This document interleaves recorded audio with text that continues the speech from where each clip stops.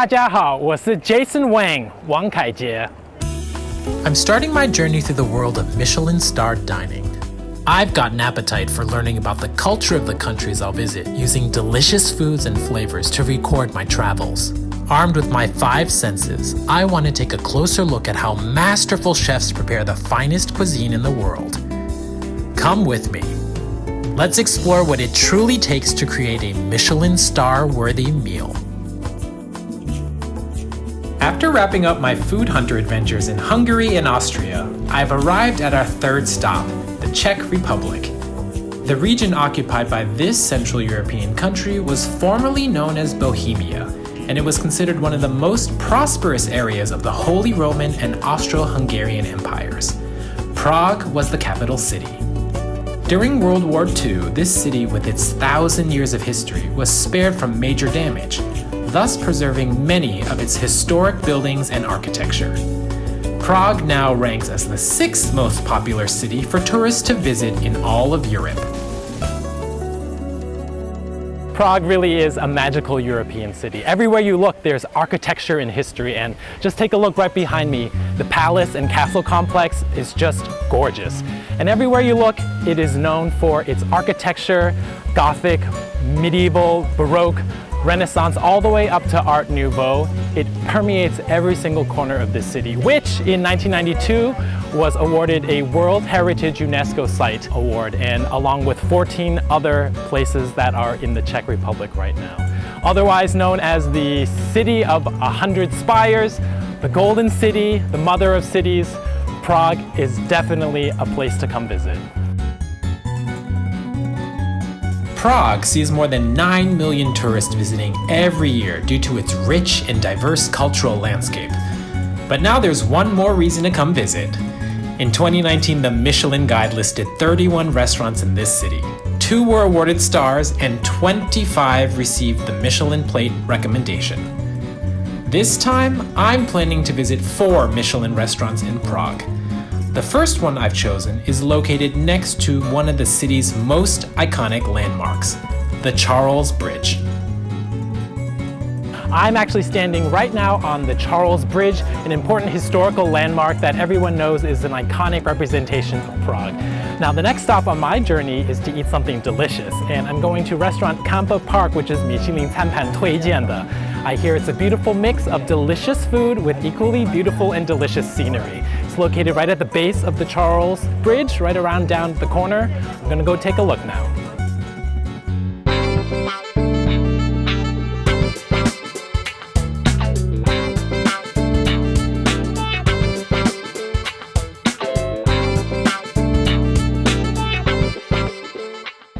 Campa Park is located adjacent to the 600-year-old historic Charles Bridge, and people come to dine here with a spectacular view. Upon my arrival, I run into the restaurant's owner, who welcomes me warmly and tells me some more about the bridge itself. Hello, with Niels Jevons. Hello, Jason. He was the owner here at the Campa Restaurant Group, and just a real pleasure to come here and just enjoy the view. Just sitting here, I feel like I'm in a movie set. Well, there is a lot of movies being made here, and the bridge was really made famous in the US by the Mission Impossible. Okay. We even tonight we have some great movie stars, Oh, really? Hollywood actors coming. Wonderful. They keep coming. Fantastic. So 原来这边也有拍很多电影，然后很多有名的电影也就是在这个大桥在这边。The restaurant isn't just recommended by the Michelin Guide, it's also a favorite of Hollywood movie stars. Owner Niels Jevons has to take care of some celebrity guests coming tonight, but wants to personally guide me through my dining experience. So, we're gonna postpone our meal for the moment. Well, for now, let's go shopping and explore the city. 如果你们来布拉格, one of the most important places to visit is the Old Town Square, which is right where we are right now. And it's just amazing the amount of architecture and history that's packed into one small area. And you can take a look over there, the Baroque Church of St. Nicholas. And as we keep going around, there is the Church of Our Lady before Teen from the 14th century, 14世纪那么早的教堂, that was the main one there. But just a real sense of the history of this place. And also right behind me here, one of the most famous landmarks. It is the 15th century astrological clock, which is the oldest one working in the entire world. So, welcome to Old Town Square. Almost every European city has its very own Old Town Square, and Prague's Old Town Square has been a bustling center since the 13th century. Here you can brush right up with historical buildings hundreds of years old. There's also a can't-miss special treat we need to taste here. In 捷克, there is a 很经典的一个小吃东西 that everyone tells me that you have to eat. So it's a wonderful little pastry that's wrapped around an interesting stick form, and it's actually baked on the oven form. So we're gonna take a look over here and see if we can go sample one of these delicious things. It is called Tuna. Take a look, right? It's roasting over the coals here, and so 这种的是很特别，因为是用这种的烤法。It's actually 原来很多中欧的国家也有这种类似的东西，在不同的国家就发展到不同种的口味。你看这个一堆好像就是糖 and 肉桂粉，一定是很好吃的，因为外面烤的看着酥酥的，然后里面应该是软软的。我们来吃吃看。And if you take a look， 上面有很多好像不同种的口味。You can add 好像是 whipped cream 鲜奶油 ，or if you want to put ice cream up there。但是我觉得应该是最传统的就是没有加东西，但是现在多种口味都发出来的时候 you can get whatever you want on there.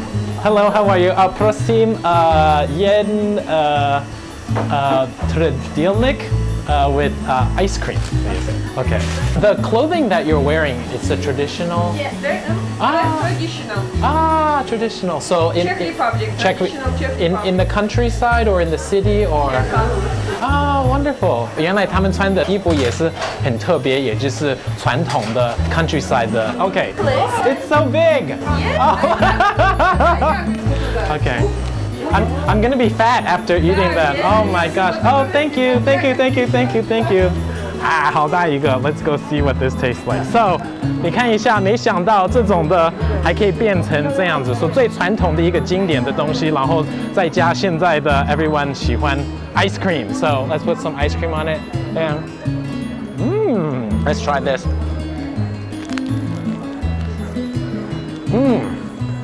外面这一层肠好的 crunchy， 然后有一点温的，然后又是冷的，又是热的，这种的 flavor temperature 区别 is like really delicious. 食物是很大的这种 historical 文化的 significance, and 尤其在匈牙利啊、Slovakia 在捷克，这个原来都是 maybe 是一样东西，后来 Austria-Hungarian Empire 全部 was the same 大 region, so 后来就是这个就慢慢的发挥 everywhere. Yeah, it's a delicious food, but also it's an important cultural thing, and food really brings people together. So when you're in the Czech Republic, I highly recommend try trdelník.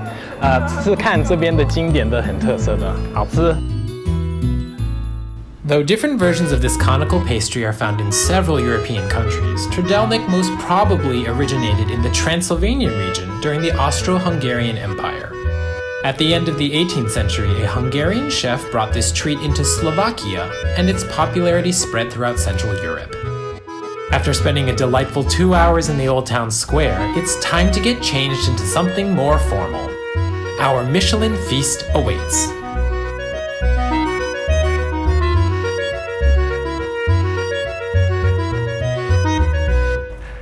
So we're on our way here into the restaurant, and wow, amazing. There are lots of photos here. Let's take a closer look at who these people actually are. 好像有很多有名的人来这家餐厅吃过， so 看一下这边 King Pele 球王比利也来吃过。这边OK, so 很多美国的电影明星也来过， so Bruce Willis, Arnold Schwarzenegger, Sylvester Stallone, and then Hillary Clinton 也来吃过 here. So let's go inside and take a look at the decor. Wow. So first glance inside the restaurant, it's a little bit dark, but it has a wonderful atmosphere. And I think sticking out for me first and foremost are the light fixtures, which are light bulbs with little wings on top there. It's almost like little angels kind of very whimsical and fun. And I see there are some naturalistic elements. And I mean, even over there, you can see the river is on the side. Just very luxurious and fun without being pretentious. So I'm really excited what our meal is going to look like today.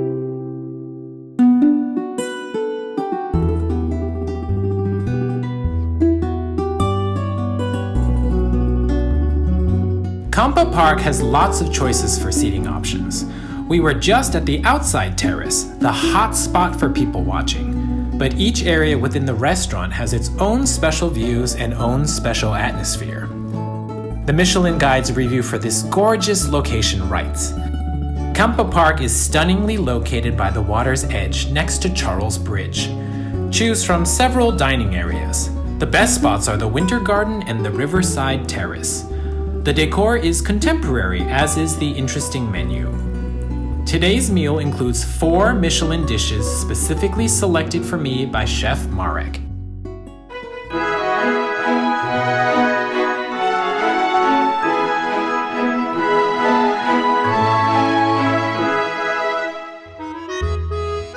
Here in the kitchen at Kampa Park, you can see that there are just so many different chefs here who are working really hard.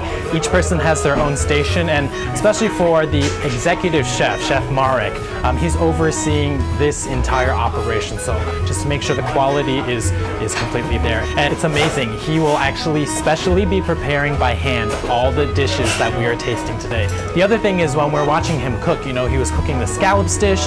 Scallops very, very, very lean. So of course the cooking process, butter-based, very classic way of adding a little richness and some fat to a very lean but delicious protein. Same thing with the halibut that we saw. Halibut, delightful Atlantic halibut from my neck of the woods, but very lean as well. So using that oil poaching method is really going to lock in all that kind of silky, fatty flavor that's going to be trapped in there. That's going to contrast really nicely with the flesh of the firm halibut. Really excited to see what the flavors are going to come out like on the plate. So can't wait to get into the dining room and taste some of these dishes. Thank you, Chef, for this rare chance for a sneak peek inside the kitchen. Chef Marek has been at the helm of the restaurant since 2000. Celebrities like Tom Cruise, Johnny Depp, and Brad Pitt have all enjoyed Chef's delightful creations. And today, specially guided by Niels, the owner himself, it's my turn.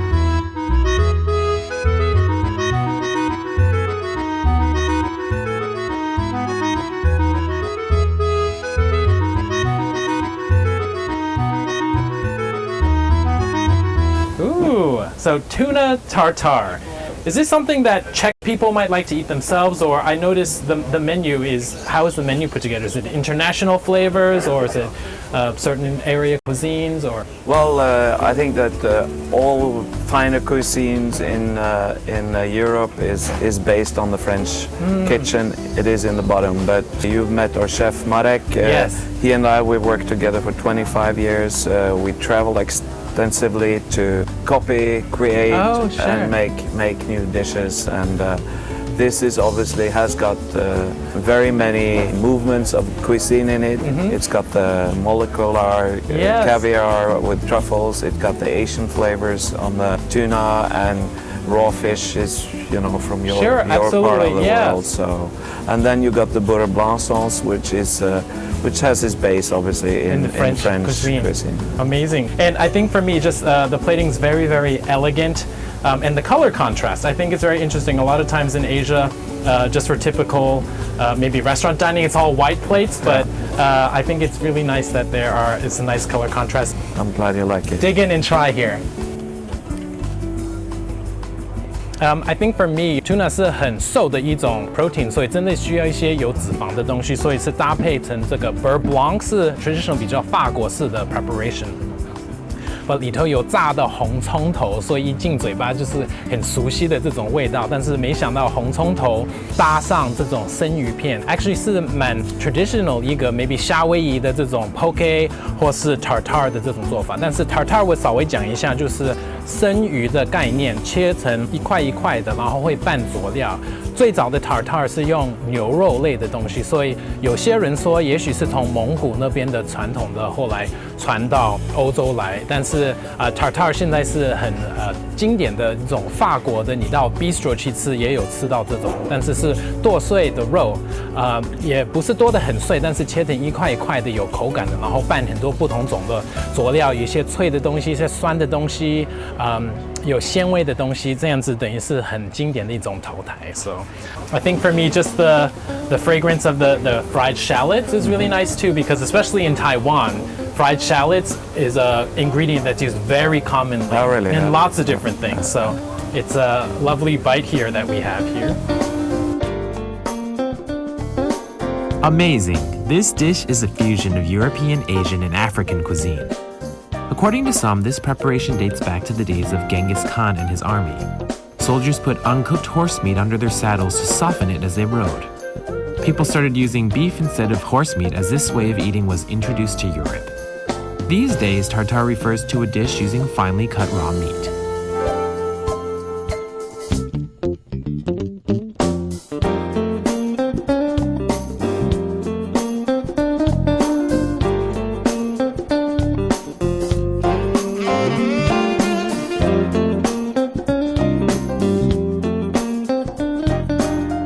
Wow, so it's scallops, one of my favorite things. Very good. I come from Norway myself, and I was a SEAL in the Navy for 2 years, and I still dive a lot. Oh, wow, I catch scallops and Really? lobsters, and it's not legal, but crabs and other seafood and shoot fish, and so I love seafood. I'm gonna dig into this preparation. I see a beautiful beurre blanc sauce. Yeah. I see dill. I see capers, and capers a little bit unusual for Asian. Oh, really? Yeah, it's Italian. 这个是小花的 buds， 然后是腌制过，但是通常是配seafood，就给它一种 nice kind of acidic tang into whatever's in here. So really enjoy this, and a beautiful sear on the scallops. 他们煎的 just perfect. So I'm gonna dig into a scallop here. Gonna try this. Okay. I think for me, what I love about scallops is the texture. It has the little. It is beautiful texture of it. It's also, this sauce is also, even though it's a classic beurre blanc in the bottom, it is the capers give the acidity, and there's also raisins in there that makes this kind of sweet sour touch to it. Oh, which, yes. 里头还有小的葡萄干，所以这种葡萄干还有这个 caper 有一点甜甜酸酸的，就是提干贝里头的本身的这种甜味。And 干贝其实它的本身是脂肪很低，所以一定需要这种比较油一点的这种 sauce 可以配料的。It is also one of our signature dishes. This has probably been on the menu for over 10 years. Oh, okay. And I can see why. It's just very classic, but a little bit unexpected. Some nice, lovely textures here, and I think combined with the view here is just lots of visual appeal, both here and on the plate. So I'm glad you like it, Jason. Thank you.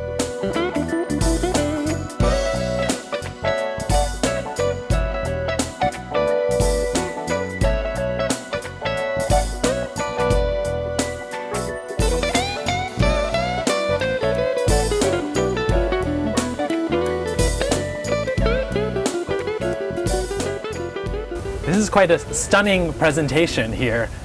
I'm glad you enjoyed the visuals. This is also one of our signature dishes and has been on the menu for many years. Oh, the plating is beautiful. It has the thin slices of the truffles on here, and there's this very frothy foam there that's on the top, which contrasted with this beautiful piece of halibut. And halibut, Pacific, Atlantic, different kinds. Halibut is just a really lovely, firm fleshed fish, and the way that it's treated, especially in the olive oil poaching, gives it a real kind of silky, luscious, creamy aspect of the mouthfeel that is really delicious paired with. I see all these crunchy garnishes, and I think it's going to be a really exciting bite. So let me try. Okay. 所以很传统的，在欧洲的料理里头是他们会配一个 puree 或是一种泥 with 这种的主要的这种 protein。为什么呢？因为通常这种的 protein 是比较扎实的这种 like a steak or like a fish like this， but 这种 protein 的口感是很滑 very very creamy very smooth， so it's just 给一种 contrast in the texture as you're eating。还有一个很特别的食材是用在这道菜里头 and that's the truffle. And I think for a lot of people when they think truffle they think really luxurious. It has a wonderful perfumed mushroom aroma. It gives a very lovely lift to the fish, which has its own base flavor, but just the aroma of the truffle on here just kind of sends the luxury element really into another level. 所以我闻一下，虽然是很薄一片，它的味道也相当的浓郁。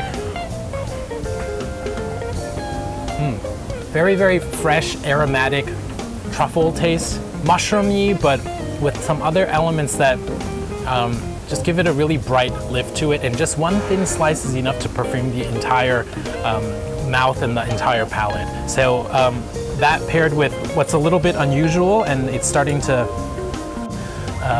you can see here the foam. So foam is a very, very unique way to capture the flavor and the essence of an ingredient, but not give a very heavy mouthfeel. So we already have the potato puree on the plate. We have the halibut. So what a perfect way to include that frothy aroma of all the vegetables in here to lift this up without adding additional weight on the plate. So it's a really lovely technique to use here. Have you noticed that the first 3 dishes I sampled were all seafood, even though the Czech Republic isn't near the ocean? This is because owner Nils is from Norway and loves seafood, so he knows where to get the best quality ingredients. So, in fact, the menu is heavily seafood-based. Our 4th dish uses a classic Central European ingredient everyone should be familiar with.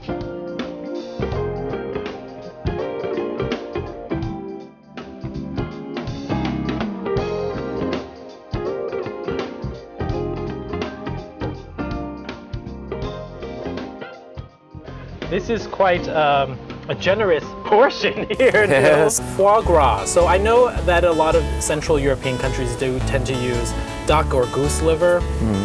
Sometimes Czech preparations, do they use duck liver, or is not so much? It's not more from the French. It's not so much. It's more from the French. It's also the ducks here are a different race than in France, and they have been breeded differently. In France and some other countries they've been bred to give big livers. But this is not force-fed duck liver. 这一个鸭肝看起来好像很好看，外面煎的这个颜色非常深 ，delicious golden brown。我要来尝尝看。Oh my!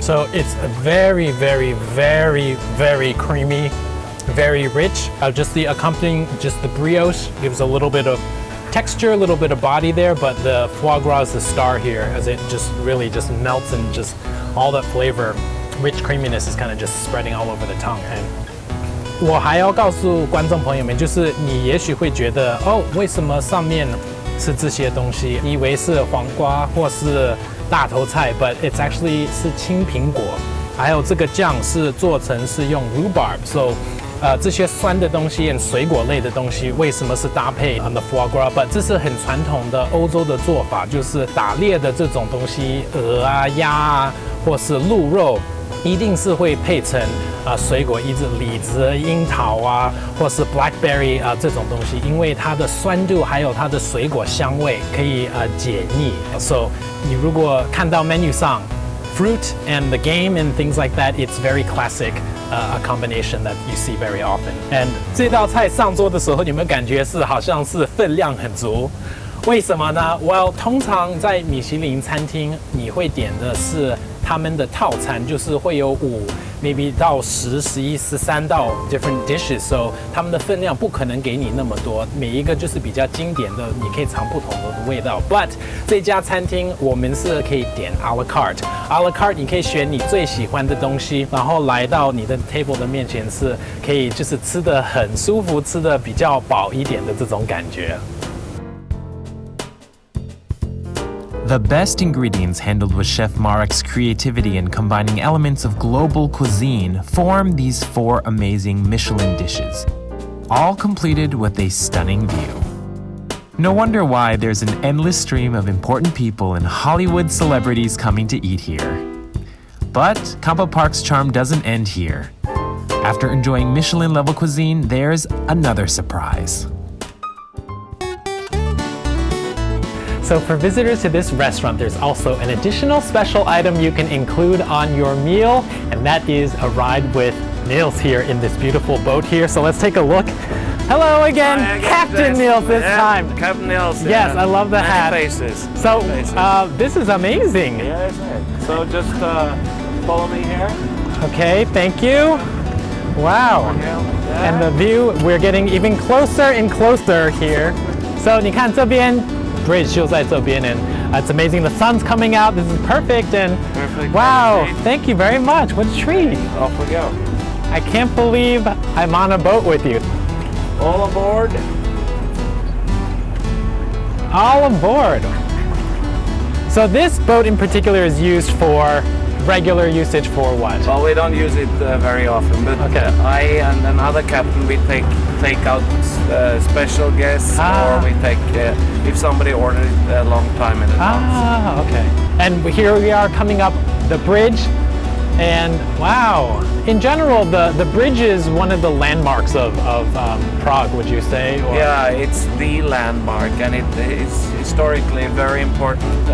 30 years war was decided on this Okay. bridge. The Swedes were on that side, and Okay. Hello. any problem. So there's often a lot of traffic here. There's a lot of traffic. There's Okay. 300 registered tourist boats on Okay. the river, so there's a lot of action. People going back and forth. Yeah. Wow. And in general, would you say there are more restaurants or residences or public buildings on both sides of the river? Oh, that's there's a interesting. lot of restaurants in Okay. this city. I think it's got the highest density of restaurants in Europe. Oh, really? I know from where I come there, in Oslo, which is a city similar size, we have 800 restaurants Okay. in TripAdvisor, and here it's almost 5,000. Oh my gosh. So it's, but it's of course a lot more tourists here Sure. than Oslo. Oldest boat on the river, it's called Nepomuk, and it was built in Belgium in 1927. Okay. Everyone's having a nice meal. Yeah, and this one you can, it takes about 80 people, you can rent it privately for a big group. In your opinion, when's the best time to come see the bridge? Any time of day? Especially if you go on a boat, I would say the best time is to come before dinner when the sun is setting. So Okay. between 6 and 7, something like that, probably 5, depending on what time of year. Now the sun is going down a bit earlier. But And there must be always tourists on the on the bridge, there's Yeah. always people. And before there was a bridge, wooden bridge here, Okay. and it was called Judita Bridge, and that broke down several times. So Okay. so they had to make a huge effort to make this bridge. And in those days, they used chalk mainly as the glue to the bricks. But to make this stronger, they collected eggs from all over the country to put in the cement to make it stronger. It's amazing. So obviously, it was millions of eggs. What an incredible idea! Who would have thought adding eggs to mortar would help everything stick together? Well, the old tales of the Charles Bridge being held together by eggs have been confirmed through scientific analysis. And the royal castle is in this direction, is that right? Just over there. Okay. So 皇宫就在这边. Everything is very close in proximity. It's really a gorgeous, gorgeous city. It's very easy. You can walk from one end of the city to to the other. So very handy to come here for 3-4 days. In Paris, you need weeks. Yeah, but to here, get everywhere. Here you can kind of get the overview in a few days. 所以布拉格是好处就是 everything is actually 距离不是太远，所以你一天可以从这边走到皇宫，可以去看最重要的地点 and things like that。所以难怪有那么多人要来这边旅游，来看看观光。I think we've achieved a whole nother level of luxury sitting on a yacht on the Vltava River, admiring the Charles Bridge, and soaking in all of Prague. Thank you, Niels, for your warm hospitality. I've truly enjoyed this unique and special Michelin tour. Prague after dark is just as scenic as during the daytime, but with its own special flavor. So I'm heading back to the Old Town Square again to soak in some of Prague's nightlife.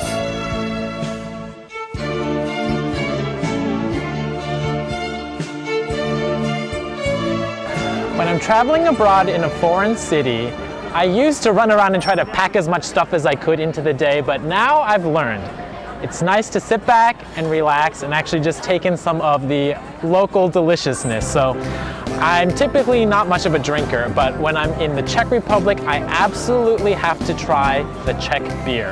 And Czech beer has an extensive history starting in the 1st century.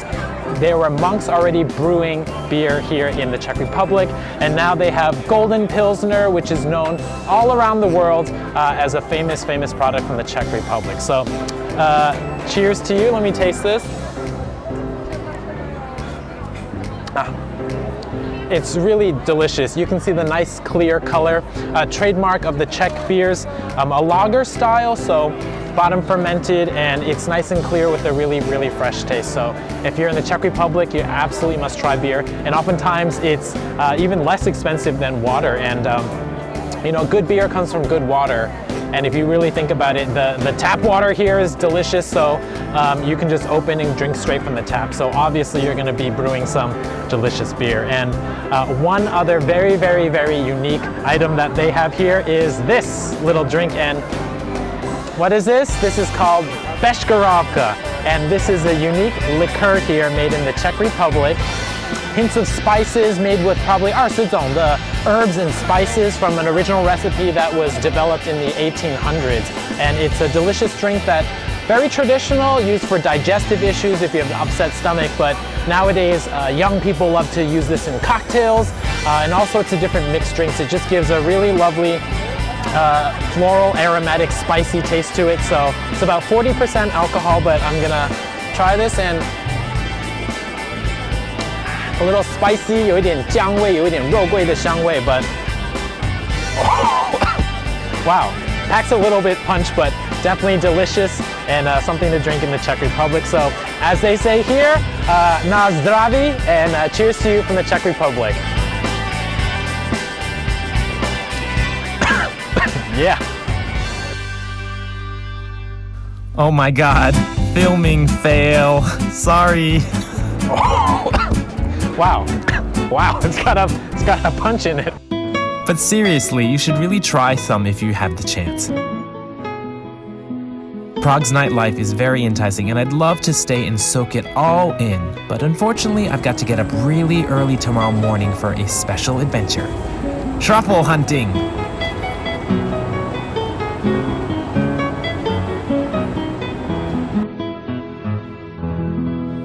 Hello, good morning. Hi. Good morning. Morning. Good morning. Hello. I'm Jason. Nice to meet you, Nella. Hi, Jason. Nella. Hi. So I'm really excited today. I have had truffles many times before, but I've never been to look for them myself. Really? So yes. So okay, let's do it. Wonderful. And tell me a little bit about who is this? That's our professional hunter, also Nella. Nella, We okay, have hello. the same name. She is a Weimaraner, 5 years old. Okay.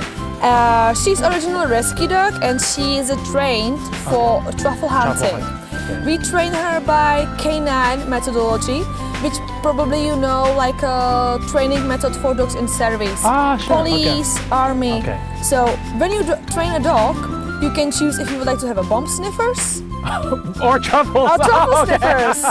You just need the real substance. So she was trained for something like a half year, and now she's a professional trained dog. And can certain dogs only be trained for truffle hunting, or is it a certain breed? And what's specific about Weimaraner? It really depends on the area where you would like to hunt. Okay. Because if you would like to hunt in a flat terrain, you can choose Labrador, you can choose Beagle, you can choose small breeds. Okay. But because with Nelly we also hunting in area like is Croatia, very steep and hilly, we choose muscles, long legs. So she can get around. And for you, it's also very important to have a dog with long nose, better sniffers. Okay. That means mostly hunting breeds. Got it. And better is to have a female than males. Why? Very natural things. Females are mostly more focused on the job than males. 今天这只狗 Nella 就是我们的松露猎人。She's gonna take us into the forest to find 松露. Let's go, okay? Isn't this awesome? You can go truffle hunting yourself. The Czech Republic is known for being a truffle-producing region, and these days, going on truffle hunts has become a popular tourist activity for those who love food. Let's find out what makes these black treasures so valuable. Why do people love truffles so much, though? Why do people go through so much trouble, all this kind of craziness for truffles? It's rare. It's rare. It's rare. It's specific. It's something what is not so usual. For example, the biggest truffle, 4.5 kilo, this size. Okay. $330,000 US. 4.5公斤最大的 truffle 33万美金 for that truffle. So right. That is nuts. That's crazy. It's very expensive. So often it's just a symbol of luxury, symbol of wealth and things like that. So no wonder people are crazy about it.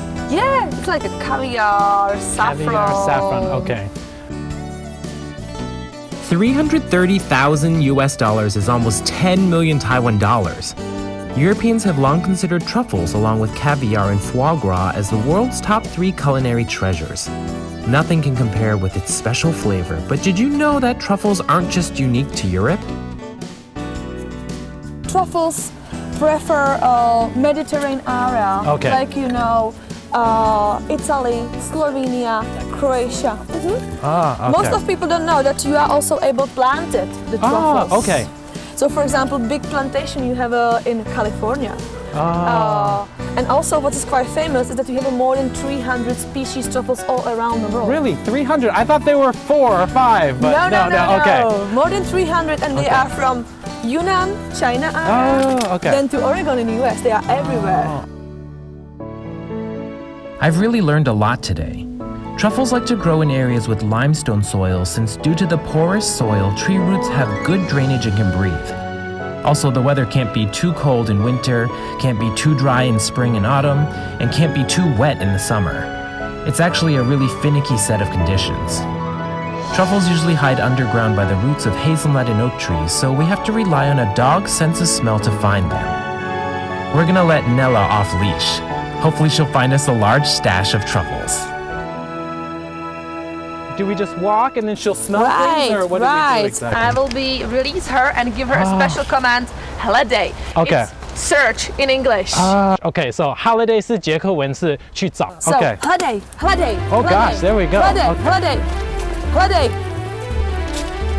And now we follow her, and she will try to show to us. Nelly, holiday, wait, holiday. Oh my gosh. Holiday. So it's fast. You gotta be on your feet. She's very fast. Like when she is a training, Nelly, holiday. Okay. Holiday. Nelly, go. Holiday. Nelly, holiday. She smells something. Oh my gosh. Holiday. Oh my gosh. Holiday. Okay. Holiday. Wow. Holiday. So the digging, how far down do the truffles usually 5 go? to 20 centimeters, very close Okay, underground. very close. So, oh my gosh, quick. Oh my gosh, it's high speed chasing, so you gotta be in shape. Oh my gosh! That's a truffle. Wow! How did that happen? That was, wow. She's a professional. Okay. 没想到果然找到一个黑松露。That's crazy. How come she didn't eat it? She is trained for that. She Okay. know that when she brings it to me, I give her a pellets. That's a part of her canine training. You see, it's a little bit muddy job. Yeah. Okay. But you can see that right now she's very excited. Oh yeah. She's very excited. She's prepared for that, and she loves this You activity. did a great job. Good job. Because of training, I mentioned canine training, Yeah. and she know that after a successful hunting, I give you this. It's like a normal dog's pellets. Dog pellets, and she'd prefer to eat this or the truffle? Right, it Okay. is. Okay. Yeah. So wonderful. Nelly, Nelly. Okay. You can give it to Can her. I feed her one? of course. Okay. Nelly, you did a great job. Nelly. Good job.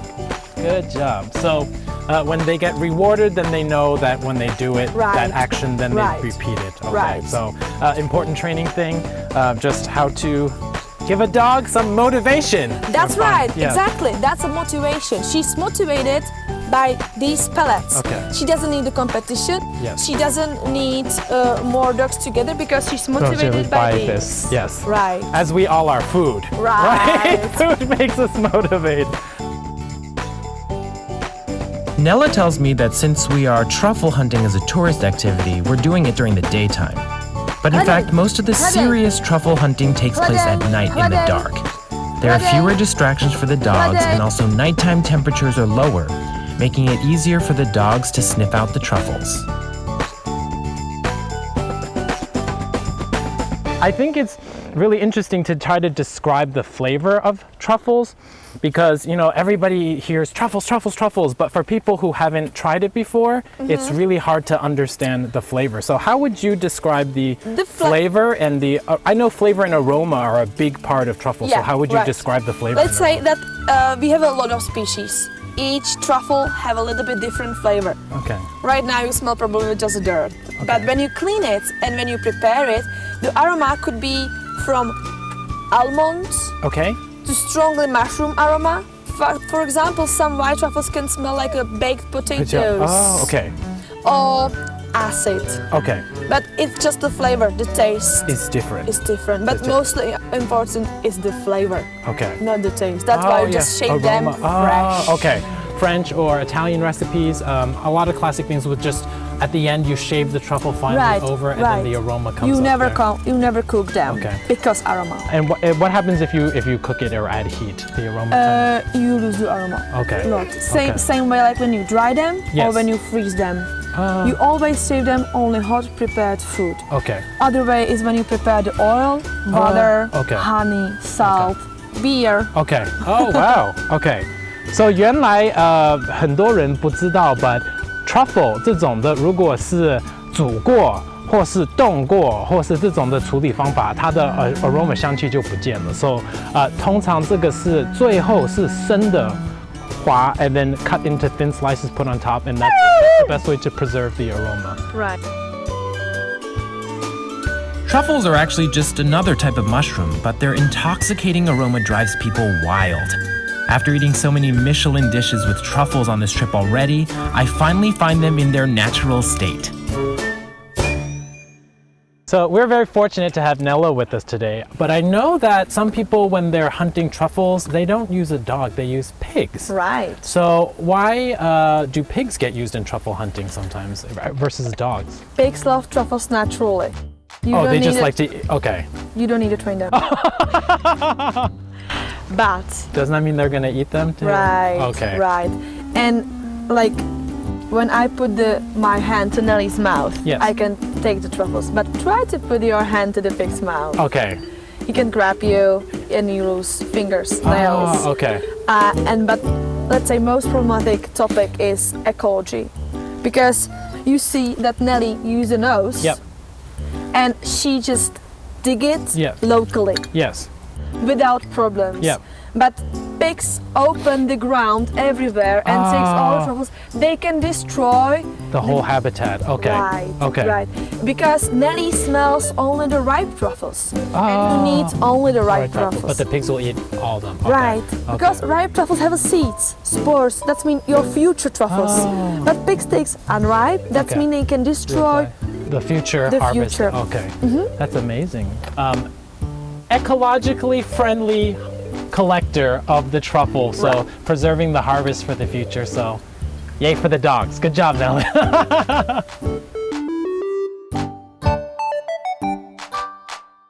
How to satisfy guests' endless cravings for delicious food balanced with environmental sustainability has always been an important topic of focus. Michelin chefs truly uphold this balance in how they select their ingredients.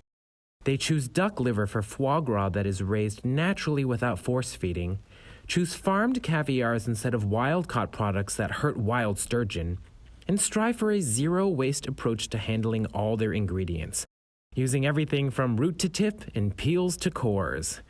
Creating delicious food with an awareness and respect for the environment is the true Michelin spirit.